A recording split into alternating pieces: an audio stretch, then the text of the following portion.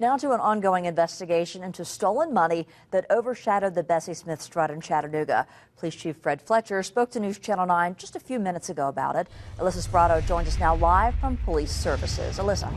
Good evening, Kim and Josh. Police say 36-year-old Torrey Lamar Hines, who was an employee of the Bessie Smith Hall, turned himself in this afternoon and confessed allegedly to his involvement in the burglary of the Bessie Smith Hall on June 10th. When I asked Chief Fletcher exactly how they came down to this conclusion, he said they used forensics, DNA, and fingerprints. Property crimes are extremely hard to investigate. In this case, they were able to find potential evidence, and that evidence allowed them to eliminate suspects and to put pressure on other suspects. And one of those suspects did come in and make an admission.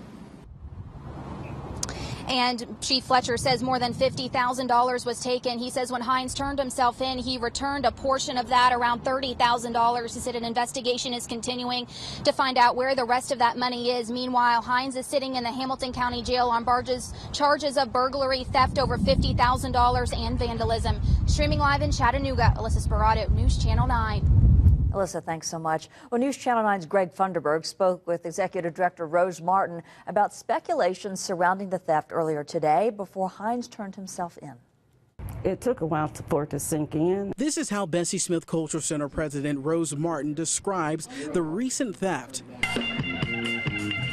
The strut has been a huge event along MLK for just over 30 years. It was really a very vibrant area. Entertainment, business. She describes it as more than just an annual event. Probably, I would think, the most diverse outside event that Chattanooga has. Fights like this years ago were just a few of many incidents that threatened the tradition continuing. But the Culture Center made a decision in 2012 to take it over from Riverbend organizers, friends of the festival, to keep it going. The staff, as well as myself, all made some really, we made a commitment to make sure that we could preserve the strut. Now 3 struts later, things took a major turn for the worst just hours after it ended. Initially, I received text messages. Chattanooga police say sometime the morning after the strut, someone broke into the building's window and took a large amount of cash. The theft shook Martin and her staff to their core. Inside or outside, it doesn't matter, because however it happened, with whomever did it, it's a huge violation. A huge violation, she says, that hurts their efforts to educate, preserve, and protect the African-American history of the city. But despite the law, some people have made contributions to help make up for the theft. You never know what small thing may be helpful in terms of moving the investigation along. In Chattanooga, Greg Funderburg, News Channel 9.